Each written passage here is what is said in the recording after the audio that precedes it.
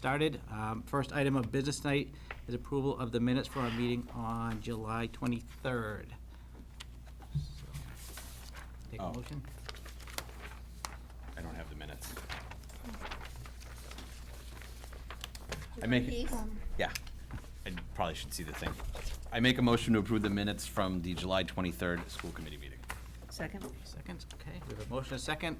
Any comments, any corrections on the minutes?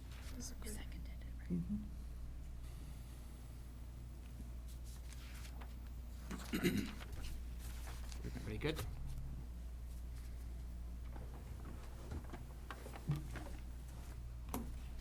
Are you good? Yes, I am. Okay. Thank you. I'm all right. sorry. No, it's fine. I thought was just we- looking. Okay, all in favor of approving the minutes? Aye. Aye. Anybody opposed? 4-0. Okay. All right, next up, any good news? So we're still in the middle of summer, so curriculum work is still happening. Schools are gearing up, everybody's getting excited. I just sent out, over 40 emails today for all the meetings, so they really now know it's happening. But one thing to note, if you didn't have a chance to see on social media or drive by, we had volunteers from the football team go down to the Rotary. They have, it's like almost like Adopt a Visible Site. And the students, there was over, 20 yards of mulch that they spread, and they were doing a lot of the landscaping and the work down there. Now it's not an island, it's like a median strip, but the kids did a really great job. We had one of our SROs, Mr. Officer Sullivan there, who was watching to make sure everybody was safe, but the kids did a tremendous job. I mean, they were going pretty quick, and the place looks great. So if you're driving in from the Forum, from the Bill Ricker side into Chelmsford, or even on your way out, you'll be able to see the beautiful new island. That's the island's always been there. It's the Rotary Club island right as you enter 129. And it's nice. We had volunteered to kind of adopt that with Rotary this year. The football team, like Linda said, helped out, and there was a lot of just kind of cleanup work. Hedges needed some cutting and spreading mulch yesterday, but it really did come out nice. So thank you to the football team. New football coach George Peterson was there with the kids, and it went really well. So. It's terrific. And that's it for good Okay, news. for anybody right now. else? Any good news? Can I offer one? Yeah, I was absolutely. just gonna, I forgot to tell you this good Oh, news. okay, now We we just received an email earlier today that, we talked about this through the budget process, but we have a full-time dedicated SRO at the high school, and then we had Officer Sullivan, who helped us at the Island Project yesterday, splitting between McCarthy and Parker last year. But the police department has appointed a dedicated officer, Officer Gogan, to be at the McCarthy Middle School for next year, so he will be at McCarthy full-time, and Officer Sullivan will be at the Parker. So we're really excited about that. I know there'll be a little story coming up. There was a press release that came out of the police department earlier this afternoon. But we're excited about having another officer complement the staff in the buildings. And again, they really do serve more as a police resource, but they do a lot of work with our students and families, and I think having that individual now dedicated to each building will really go a long way. So we appreciate the police department and town manager Cohen and the town for really supporting that in the budget process. I think that's going to be a significant element to have in place for day one. So that was good news. All right, anybody else? Okay, moving on, we're now to the public input part of our meeting. If you'd like to speak to the committee about any of the items on tonight's agenda, please come forward and state your name for the recording secretary. Okay, all right, moving on to new business. Yes, we do have a brief agenda this evening. Our first item on the agenda, we'd like to invite Town Manager Cohen to join us. The town manager sits as a member of the negotiating committee of the school committee for all of our employee contracts. So this is our third out of fourth contract that we've been able to reach a tentative agreement on. This is with the paraprofessional support personnel. So Chairman King and Donna Newcomb were on that particular committee for the negotiation. So if you'd like, it was in your packet, but I'll just walk you through the MOA to kind of touch on some of the highlights. And this was ratified by the professional support group last week, so it's before you this evening for a vote.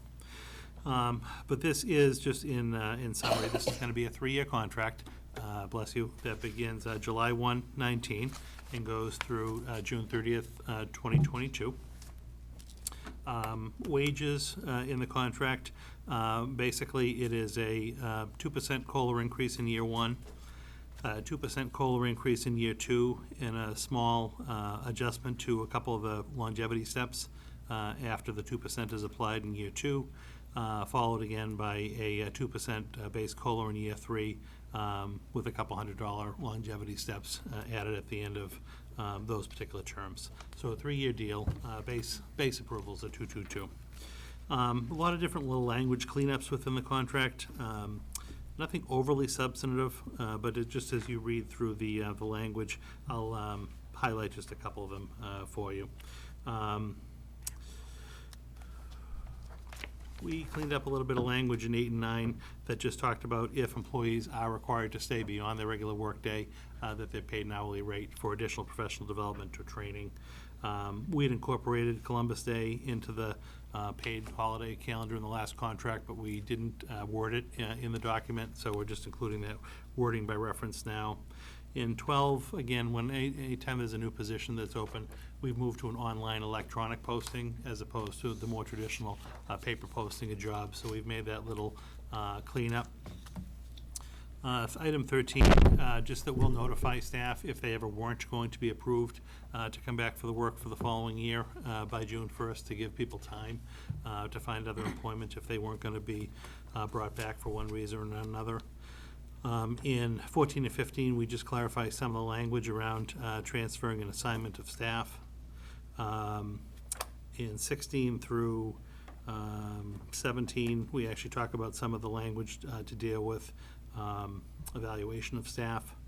18 and 19, just talk a little bit about how we account for people's time in quarter-of-day increments. If someone's going to take a sick day, they take a quarter of a sick day. It's not to the minute or to the hour. So that just kind of clarifies an existing practice that we have. In 20, we just clarified immediate family members in the event that someone needs to be out for a, say, death in the family or whatnot. That language is now clarified. In the previous contract with the teachers and administrative staff, in 21, we clarified what a parental leave was. So that mirrors what is required under the new law. 25 and 26 were just some more employee right type language that typically exists in our other contracts, but for whatever reason just wasn't in this contract around worksite access, so we've put that in. And then I think the two substantive areas where the both committees had very good dialogue, but just couldn't actually come to an agreement on items, was in 28. There are certain times when individuals within the bargaining unit will substitute for other members within the unit, and we didn't want to hold up the entire contract for the additional work to be done on that. So we set up a study committee to actually, for both sides, to put together a group of people to work on that throughout the fall, and then over the course of the winter, I believe by February 1st, bring back a recommendation to the negotiating committees to consider some new language around that. And in 29, similar, a separate committee set up to take a look at long-term sick leave and the sick leave bank, and any alterations we may want to make to that. So those two committees will be formed right after the school year starts. They'll work between the fall and February 1st to bring back recommendations for the school committee, and then also the professional support staff personnel negotiating committee to consider. And then if we do actually implement something, we come to some agreement, it'd be implemented for the second year of the contract. So that's before you this evening. Again, we talked about it a little bit in executive session at the last meeting. There's been no changes, so you don't have anything to worry about on that front. This was, again, ratified by the employee group last week, so I'd be happy to answer any questions, but would recommend your approval of this contract. And again, this will be a third out of fourth. We're still working with our teachers to settle that contract. But happy to answer any questions and would recommend support. Okay, anybody have any questions in regards to the contract? I just want to say it was a terrific group to work with. I thought things went very well. Two questions or comments. For Section 2504 was item 26 on the document in our packet. Do we have any idea who's going to do that and when it will be done by? Can you give me the reference Sure, number it's again? the employer shall make district policies and procedures available to employees at the time of the initial hire and thereafter notify employees where they may be accessed. Yeah, well, the Human Resources Office of the Personnel Office will be working on that. Okay, great. Will that be ready for the first day? Yeah, I mean, as new employees come onto board now, they're being informed of that. But will there be some kind of rollout even to capture like the existing staff in the Yes. district? Right around the first day of school. Okay. And then the only other thing I wanted to add is that we discussed, which is not included in this, but certainly something that we recognize and will be working on is additional professional development for them on the early release days, geared more towards the paraprofessionals. Which was something that they had It was asked more for. around use of professional development, Right. or what type of professional development would be Yes. most Yeah. helpful Be to them. Most helpful to them, exactly. So we'll be having that discussion. Yeah, great, thank you. Just, could I ask, generally, all policies related to employees also online? How does it work internally? Well, like a little later on Do you have this an evening. intranet that Yep, has we do. that But like a information? little later on this evening, you'll actually be asked to approve the new employee handbook, which has a lot of the policies and procedures in it. So that's something that's online, that is accessible just by our staff. It's not Okay. posted on the outside web, it's posted on the internal web, Yep. so that employees of the district can access that. And this would be also accessible to everybody, updating policies regularly that way? Well, your policies are already on the web, so Okay. that's accessible to everyone now. When Okay. our staff come back to work in September and they do their sign-offs, they'll sign off to acknowledge that they have access to and received the employee handbook. Okay. And then it's, whenever there's an update or anything, it's also put on there? It's always, yeah, the book itself would just be updated online. We typically just do it once a year. So if we make any alterations to the employee handbook, other than, say, like changing a name, if someone were to leave and there's a new contact name, but any substantive changes to the book would come to you once a year in the summer, typically for you to adopt it, and then it gets advertised in that September when staff come back. Okay, thank you. Okay, any other questions? All right, anybody want to make a motion? I have a problem with my packet, hold on. Is there specific language for this one? Yeah, so I would recommend the committee vote to ratify the memorandum of agreement between the Chelmsford School Committee and the Chelmsford Federation of Teachers Professional Support Personnel Unit as presented. Do you have that written? I don't. Okay. You could just say I worded it very well and. You did. I make a motion, say that one more time, Sure. I'm sorry. So we could make a motion to approve the memorandum of understanding that, between the Chelmsford School Committee and Chelmsford Federation of Teachers Professional Support Personnel Unit, as presented.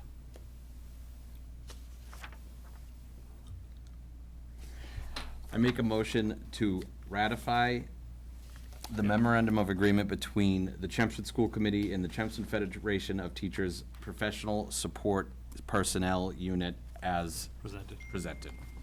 Second. Couldn't have said it better myself. Thanks. All right, we have a motion and a second. Any other questions or comments? Just to echo what Donna said, there was a great group, very diverse group, we're working with paraprofessionals, working with secretaries, aides, and everybody kind of came together, so. Yeah, it was good. It's, showed a lot of cooperative work together. Okay, so, Maria, Yes. Paul, Yes. Donna? Yes? John? Yes. Yes, 5-0. Okay. Okay. Thank you. Thank you. Thank you, Paul, for coming. Thank you. I apologize, I have the wrong packet, so she's printing a new one. Okay, you want, Yeah. take mine. Well, no, she's got one, she's printing it, she's already got it. I'm going to pass these around for you with a blue pen, please. So there's 5 different signature sheets that you're going to sign. So maybe if we pass it to Maria, we'll have her sign. Okay. Thank you. All right, we good on that? I think so. Okay, all right. Item number 2 on the agenda is the school committee self-evaluation process and workshop. I had talked to Chairman King last week a little bit about planning for this, which will take place next Tuesday afternoon, 4 o'clock in the afternoon here at Central Office. I'd put together just a little agenda and some things for us to consider tonight and to talk about. Would you like to talk about it, or did you want me to? or- Yeah, sure, I'll just mention a couple things. First of all, thanks to those committee members that have already gotten me their self-evaluations. If you haven't, and you can get it to me in the next couple of days, I'll try to put all the results together and have those available. The second item on there, review accomplishments, I think, and I think I mentioned this to Maria, that a good resource is, we do have a a listing of all the different items that we've tried to cover over the course of this past year. It's in the Dropbox. And you can go through there. Our goals are part of that, but then there are all these other items. That's kind of a good thing to kind of go through and see what we have accomplished and what we still need to accomplish. I think that's kind of a good jumping off point there. And then, we can look at what we did with our goals and what kind of new goals we want to set for next year. Basically, there's two sets of goals there. One are kind of linked to our strategic plan, and the other ones are our own professional practice goals that we kind of develop on our own. That, for example, one of the things we want to do this year is come up with a school committee handbook, just to kind of help out for new members and those type of things. So if you want to start thinking about what new goals you might envision, either globally related to the strategic plan or more related to the committee and how we operate, that would be good. The other thing that's on there is the strategic plan itself, so I don't know if Jay, you want to talk about that more, about the Yeah, I strategic just plan thought part? after we cover those first few items, we're going to be starting with the district staff this fall. A look at our 3-year plan is ending at the end of this coming school year. So we're going to start a new strategic planning process, and I thought this would be a good time to get everyone on board. But talk a little bit about the school committee as a whole and individual members, what part you would like to play in that as we start to get some input from some stakeholders. We're going to be, obviously, as part of our Leadership Academy this summer, taking an inventory of what has gone well over the last couple of years, what projects we're still working on, what need additional focus, so that will be taking place. We want to talk individually as our team, but then also with the school committee, about how we might want to go about getting broader input into the plan. So how do we want to target particular interest groups, parents, students, community members, and then obviously staff. And one of the things I wanted to talk about next Tuesday was, over the course of this past year, we had held several community forums around specific topics. So I didn't know if the school committee would like to talk about possibly holding some focus groups that might be targeted towards different member groups in the community to get some input about the school department, what's going well, what they would like to see being done better, so that we could have that discussion next Tuesday as part of the process. And then really just identify, again, what all of our current practices are, where there are any kind of gaps in services or needs that we've identified, and how we want to actually possibly program for that going forward. So that would be the little agenda that I would work through. If that sounds interesting to you, what I would do is work with Chairman King over the next week or so to put together some talking points and some activities for us to go through that really flesh that all out. And next Tuesday's session would be more of an active working session, kind of a lot of discussion and talking. It won't be as formal as this. But that's what we would do next Tuesday. So anybody see any other things that they would like discussed at that particular? Maybe we could begin creating a list for our public forums during the school year. Okay. You have No, topics. You certainly could. Yeah. And what I was going to suggest is maybe have some of those forums be around getting public input on various topics that we want to address in the strategic plan. But yes, we could certainly have that talk next week. When you mention that you're working right now on, starting in September, you're gonna be working on the 3-year plan for the entire district. Yeah, we have a plan for next year. So next year is the 3rd year of a 3-year plan. Okay, so That you're will be working coming on- to an end. So we're thinking about the 2021 school year is where we need to put a new plan in place for. My only thought is that we're setting goals for 2019, 2020. Right. That you want to make sure, as you're planning out these goals, that in order to accomplish them, whatever the district has as its goals for they coincide here. So I'll go back to those. Those are That's- somewhere. I agree, and we can do that we can talk a little bit about that next Tuesday as well. But we do actually have district goals for year 3. We'll have superintendent goals, we'll have school committee goals. The more aligned those goals are, the better they are, and likelihood we'll actually work to accomplish them. Right. So I'm hoping that the school committee still wants to do that, to have our goals all be aligned, so that the school committee is working on similar goals to what myself and the admin team are working on, and what the school-based team and staffs are working on, so that there's some continuity around the major threads. And I think We'll try to get copies of the strategic plan to have for next week, and our goals, and. All of those, All those okay. things, so We we. have all those documents right, available So to we you. have them in front of us, That so would we're not be looking on, terrific. trying to find them online or anything. Yeah. The other one that, I think the curriculum goals would be important too, whatever those are for the coming year. The academic and goals are wherever- there. Yeah. Wherever Yeah. we are in So that we'll have plan. those. That'd be great, thank you. The only other thing, and I'm not sure it would be appropriate for this, but we really haven't taken a look at the comprehensive facilities assessment in a while, just to kind of see where we're at, and, you know, where we need to be over the course of the next year. That might be something that we want to take a look at That's as the we're looking at our third goals and goal whatnot. of Okay. our current plan, so it's already there, and we can take a look at where we're at. We can do an update as well. We were in a little bit of a holding pattern because we didn't know what was gonna happen with a bigger school Right, project. right. But that is already a goal, so we can certainly address that next week. Yeah, I just want to take a look at the assessment itself.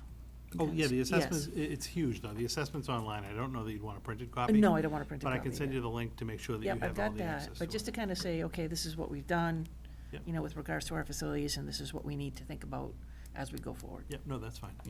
Because I think a lot of the goals we have had, we're still working on. I mean, it's not like we've accomplished everything and now. Well, we had a lot of multi-year goals. Right, We we had did. a lot of goals that actually do kind of straddle more than 1 year, Yeah. which is fine, but we just need to kind of Right. keep moving on that. It would also be nice to have in front of us, essentially the summary of where we are in terms of our, the state and our competitors, or the comparative group that we work with The usually. comparable districts. Just seeing that chart in front of us, I think would be important. I personally, you know, I wanna bring it's gonna be one of my goals is to more and more have some kind of, numbers we can look at once in a while here, as a committee of where we are, since the student is our bottom line here. And the most important, goal for us is how students are performing. So I think it would be really important for us to look at that school board in a sense. I've got one that was given at the, charting the course thing that I attended very recently. I can provide that to If you email it to me, I can look at, I mean, we typically in the budget document talk about our comparable district when it Yes. comes to finances and academics. But if you forward to me what you got at the What they chart of the gave. course, I can take a look at what they have. It's and, very um, good. And how up to date are the ones online? The comparable? Yeah, the DESI. Well, we don't have the new, the MCAS data for last year won't That's be what I out was until thinking, the end right? of It's August, gonna so be it's hard 'cause really, Not everything's up there yet. it's a year So behind. each year, I'll do an academic update. We can't do an academic update because right now, we're still embargoed and we're going through discrepancy reporting, preliminary results, and you don't expect those until at least October when it comes out to the public. So each year, you'll have an academic update. I can send you last year's, so at least you can see typically what ends up happening with the district. That's just our standardized testing. Right. So You're talking about the and DESI this was just rankings? for us. Like the comparable distance on the DESI rankings? dark- You want to see dark- more? Dark, Yeah. yeah, dark information. purple, The yeah. those are on there. They're on the accountability page. I can send you that link as well. That So would you be could see great. previous years. You just have to click back to them. We just The don't have date is gonna 2019. be from 18, Right. Correct. right? 'Cause Yeah, not I everything's got- in I there. got that. 19's not out yet. But I think it would be good for us to revisit that on a regular basis here as a committee, maybe quarterly or every 6 months, just to look, I know the data may not I was gonna say, change, data, it's like, but, it's but just to see where we are in terms of those things internally. Yeah, Right. I think Might you be a have good to thing. also keep in mind too, DESI has changed their proficiency ratings. So what you see from 2017 Right. back, 2016 back is different than what we currently Going have. forward, right. So it's gonna take a little time to, it just gets confusing, even Right. the So- numbers. So good to understand that if we can. No, yeah, we can definitely look at that. I think a takeaway, though, is that once the DOE does actually report that data, it's not gonna change again for another year. So in the fall, when Linda does the academic update, that's typically the one time a year where we do that. But then every, almost semester, when we update and provide you updates on the strategic plan, there are academic goals within that plan, so you do get updates then. But you're getting updates compared to where we're doing on the plan, as opposed to, like, our comparable districts might all have different goals and areas they're working on, so it's hard to draw a comparison on that. But you'll see where we're actually meeting or not meeting our specified goals. Great, Okay. thank you. All right, anything else on that? And, well, since it's gonna be at 4 o'clock, we will have some sort of Yeah, I'll order Yeah. some Yeah. dinner. If anybody has any preferences, let me know. We'll work on that. Sure. Okay. Is that televised? Huh? That won't be televised? Yeah, that's up to you guys. Would you like that to be televised or not? It's totally at your pleasure. I don't think it's necessary, but Yeah, anybody have a preference? It doesn't make any difference to me, Okay. you know. as long as we're following all the rules, that's, I mean. Well, no, the meeting's probably posted. I'll reach out to telemedia and just see, even if they have availability, because it is earlier in the day than normal. Yeah. And I'll coordinate with that. And it is still open to the public, so if Well, it's an open somebody meeting wants to to the come public, and. right, and it's sit just a in the matter of house. whether it's gonna be televised. Right. All right. Okay. Okay, moving on. If anyone, just before we move on, if anyone has any different ideas, though, please just reach out to me before the meeting. I'm happy to send you whatever you want over the weekend, or even print out copies so that we have it ready to go on Tuesday night. The third item on the agenda this evening is just a little update for you on the fiscal 2019 budget, which officially ended June 30th. Joanna had a preliminary report that was provided to you at the last July meeting on July 23rd. And then typically, the books hadn't been closed by the town yet, so they have closed at this point in time. And we then provide you an update at the August meeting. Nothing actually changed since the July meeting. So there are no updates for you. Joanna just pointed out, so what was presented as preliminary in July was permanent at fiscal year end.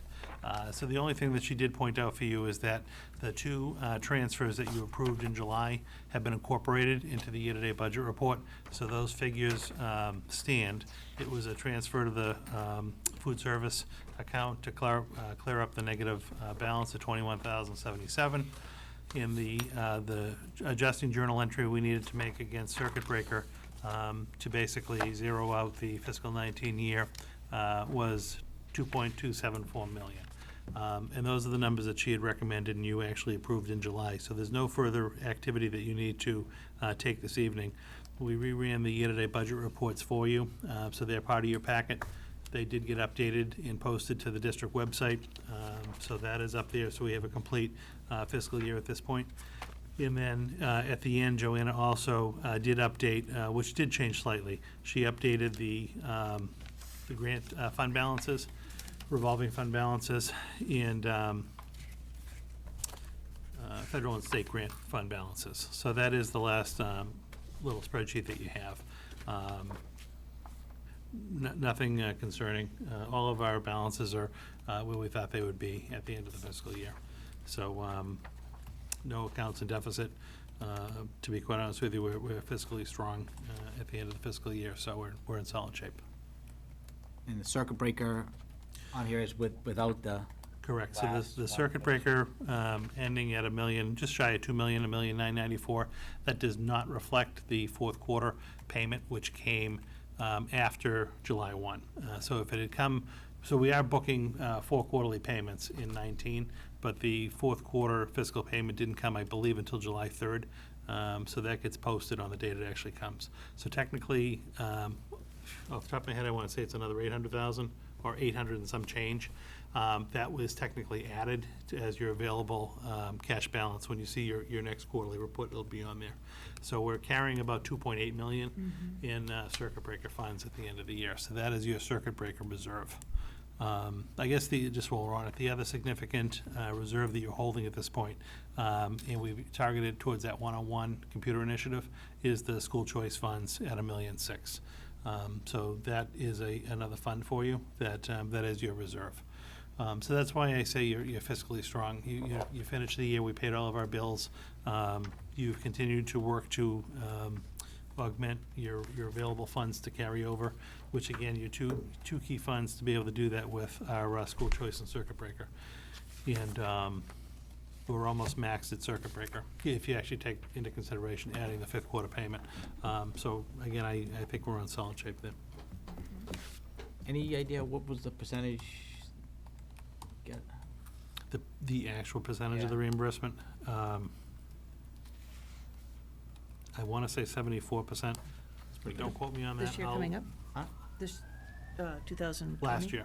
Oh, last year. But I will, I can email you if you'd like. Okay. For some Do we- reason, I do think we know it what was it's going to be, coming, going? 74. No, we submitted our claim, but we haven't been certified yet. So we don't know what the amount's gonna be. We budgeted 2.8, as far as a number in the budget book. I'm confident we'll hit that number, but I don't know what the overage might be. All right, just for people who are watching, can you explain what the circuit breaker fund is for? I'd be happy to. Thank you. And we were having a quick meeting, too. Sorry.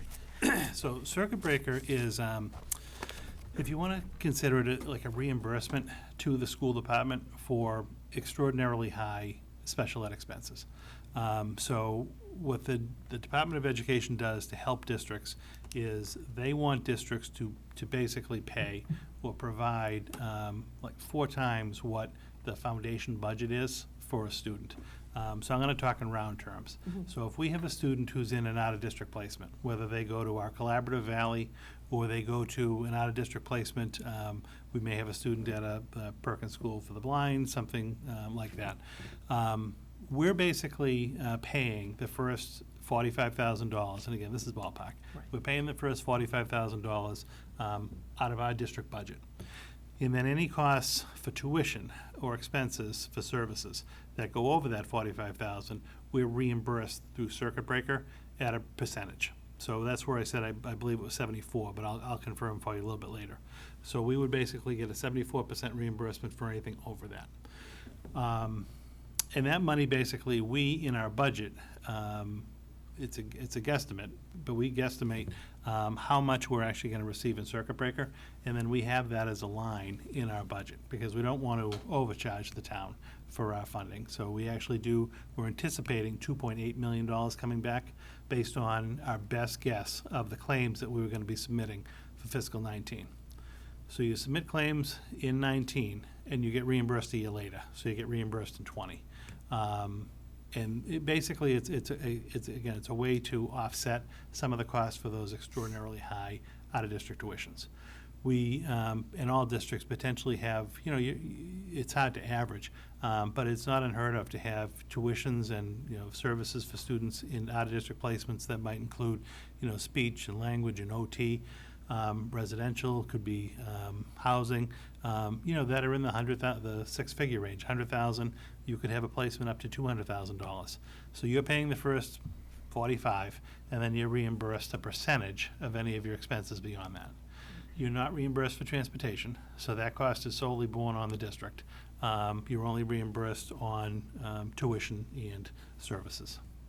So the other reason I wanted you to explain that was, so that people would understand that it's not that we're sitting on, $2 million, but that it's actually allocated for something, and it's these extraordinary special education costs that we've been reimbursed for and that we may need going forward. Yeah, see, the issue of the unpredictability of some of the special ed costs there are all different rules, as you know, that dictate who is really financially responsible for a special education student. So if you have we kind of lock in a budget in February based on our best known student enrollments at that point in time and our students that are out of district. But over the course of the spring, you may have students that move out of the community or may move into the community. Depending on what time of year they move out, and if it's a private or public placement, we as a district may still be on the hook to pay the tuition for one following fiscal year, if it's, say, a private placement. If it's a public placement, say like a Valley, if that student were to move, be in Chelmsford on June 30th, but move to Drake on July 1st, then Drake would actually assume the cost immediately. If that were your Perkins School for the Blind type student, a private school, then Chelmsford would actually still be on the hook for fiscal 20. We wouldn't pass off that charge until 21. So we do the very best we can, knowing the students that we have in the district in February when we're building a budget. But that 2.8 million is basically a buffer in the event that additional students move into the district that you didn't predict. And again, the student might cost $200,000, that you didn't predict this. You might have some students that leave. The DOE allows you to basically set aside a year's circuit breaker allocation.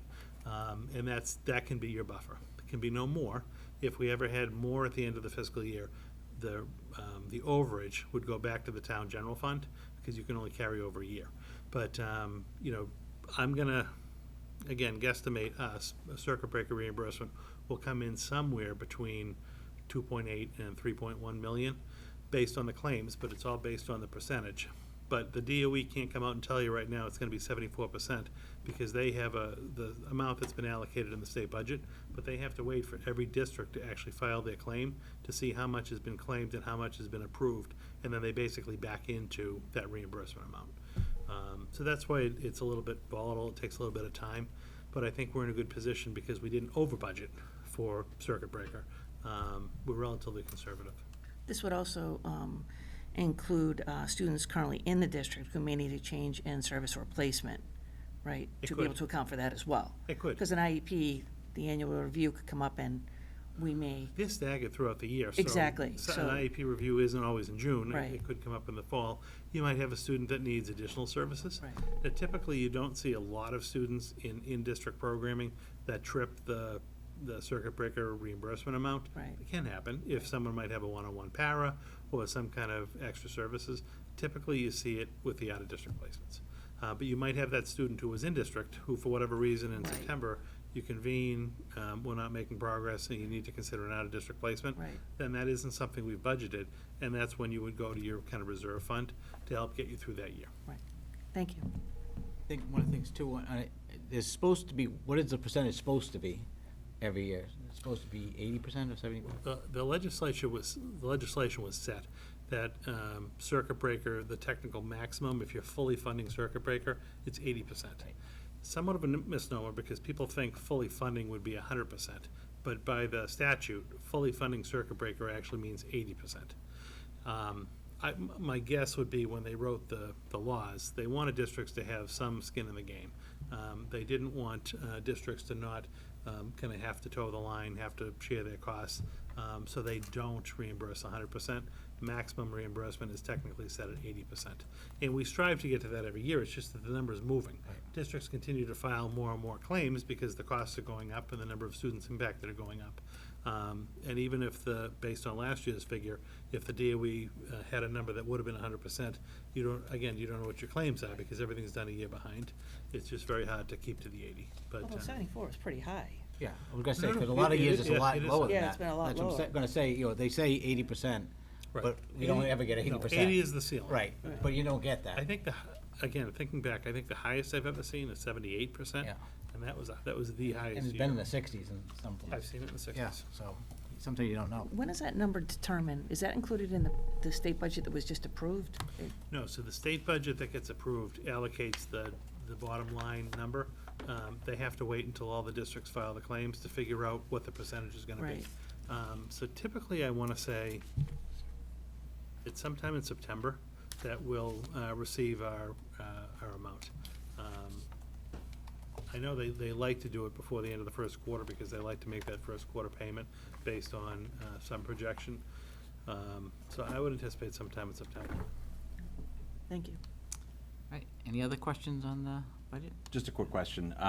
When are we doing, we're still gonna be doing an external audit of the budget for the previous budget year?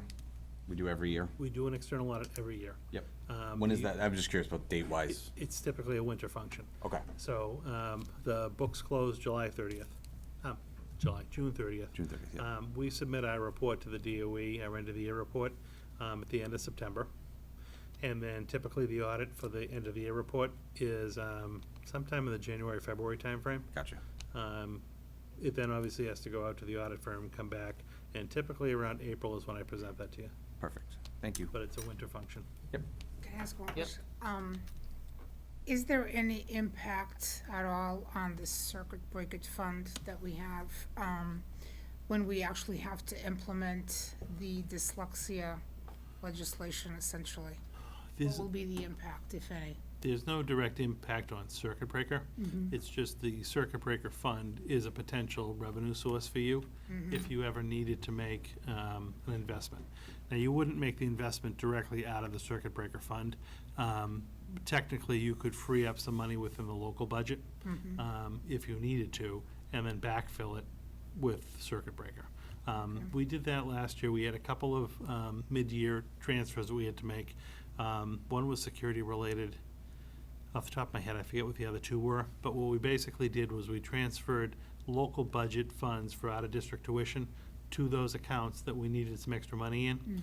And then we called on more of a transfer from circuit breaker to offset the out-of-district tuition. So that's how you would do something like that. You wouldn't directly charge it to the circuit breaker fund, but you would, utilize your local operating budget and then have to offset more to circuit breaker at the end of the year. And do we know how far off we are on guidelines? Has anybody heard anything? No, that's the problem. So we still do not have any definitive plan from the DOE with regard to how they're going to implement that. Internally, we still have working groups discussing it and talking about best practices, how we would want to roll out an intervention, an assessment process, but the DOE still has not given us guidelines or kind of told us what we're required to do. So we're hesitant to just jump ahead, invest a lot of money in a particular tool or assessment system, and then have the DOE come out with an alter recommendation. We are hoping sometime this fall we will receive that. And if it, one sec. And then at that point, we certainly could move some funding around if we need to make an investment.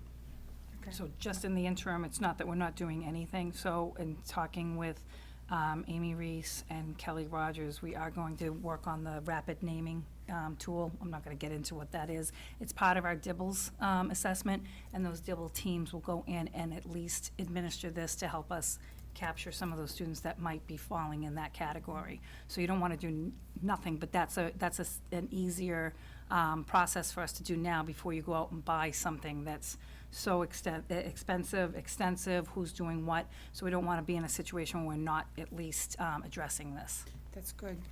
In what grades?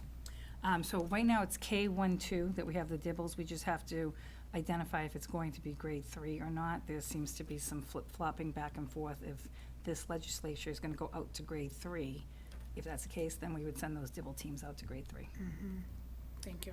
All right, anything else? No, just as we were sitting here, I looked up what the reimbursement rate last year was, and I was off slightly. So it was 74.4%. I said 74. Unacceptable. Unacceptable. Unacceptable. All right, so if we're good, we don't have to do anything with that, right? No, so, Okay. but I didn't want to have to get back to you afterwards. Okay. So it was 74.4 last year, and as soon as we know what it is this year, and we do our first quarter report out, we'll certainly let you know. All right, last item. Last item for me, just, again, these are updates from Shelby Kirkpatrick in the Personnel and Professional Learning Office. Last year was our first year having an employee handbook. You have 2 updates for you. So she gave you a red line version of the employee handbook that just shows all the various changes that we've incorporated. And then assuming you approve those changes, what the actual document would look like, just to make it an easier read for you. But again, this handbook is available to all Chelmsford Public Schools personnel. It is posted on the internal web for our personnel to be able to access. When we do our staff sign-offs in the fall, individuals would be signing off acknowledging receipt and access to this particular form. So that is before you this evening for approval. Several of the changes we've actually talked about in previous meetings. So I'd be happy to answer any questions you have, and would recommend ultimately that a vote be made, or a motion be made to approve the the 2019 employee handbook as presented. Just a quick question. So, we're in teacher negotiations now. If there's any changes in the contract that affect this, because the handbook really reflects what's in the contract. Yeah, so the handbook itself is an electronic document, and in We the can just- document, you link off to different, say, contracts. Yep. In the event that we ever wanted to change a substantive element of the handbook, even mid-year, we could do that. We just have to bring it back to the full committee Yep. for approval. Okay. So this is like kind of a snapshot in time. Yep. You're approving the policies and procedures as affected right now. We'll use this to roll out to the staff in the fall. You can always go back at any given time, but you would have to revote that. Yep, absolutely. Since I'm new to this, has our handbook been reviewed by council? Yes, the handbook was reviewed Okay, by and the changes? your attorney last year. Yes, the council was actually involved in drafting the changes. Okay. Again, aside from like people's names changing, like the roles and Okay. things. But no, council was involved in any of the substantive changes in the handbook. And CFT council looked at it too, I'm sure. Or the They don't. I mean, they happen to be involved in some of the negotiations we had, going back and forth, but they don't necessarily approve it. Andy Waugh, your attorney, is the Yep. one who approved it.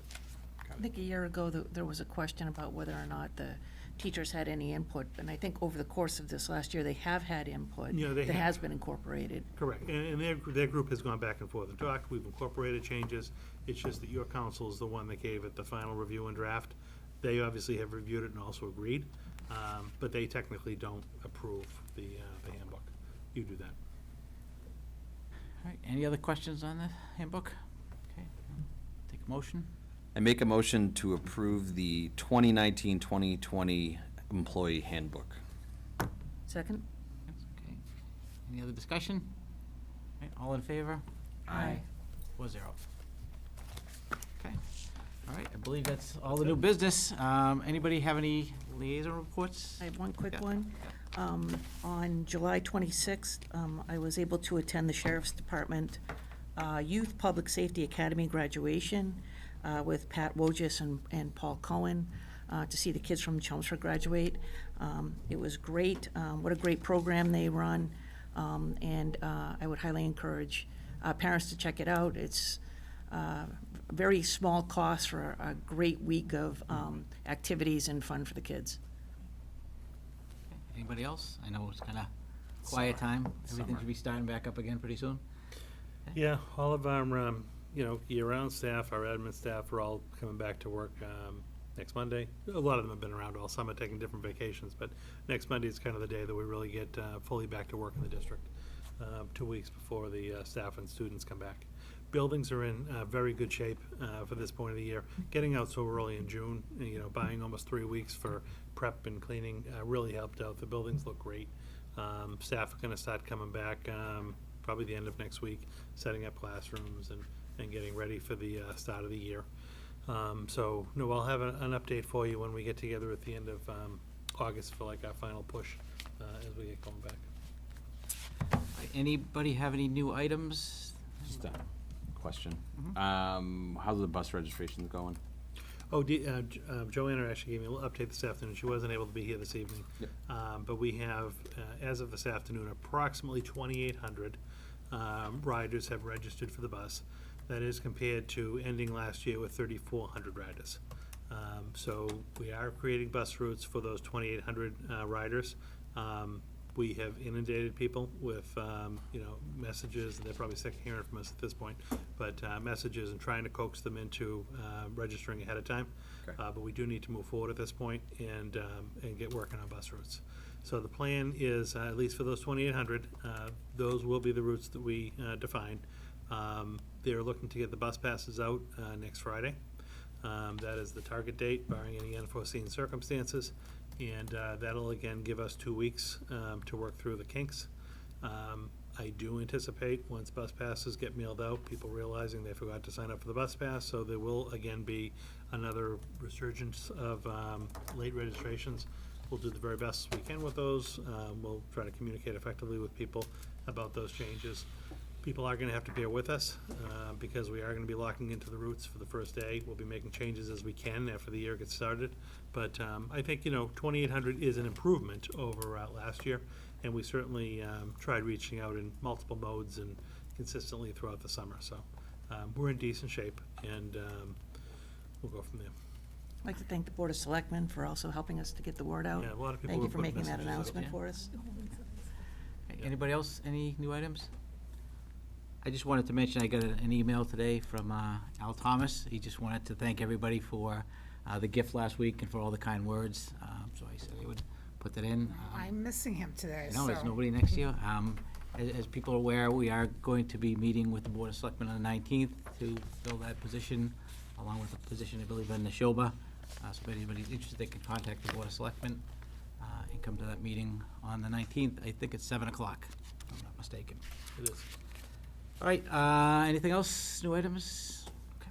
All right, we're now to our second public comment section of our meetings. If anybody else would like to come, make some comments or anything else in terms of the committee, please come forward and give your name to recording secretary.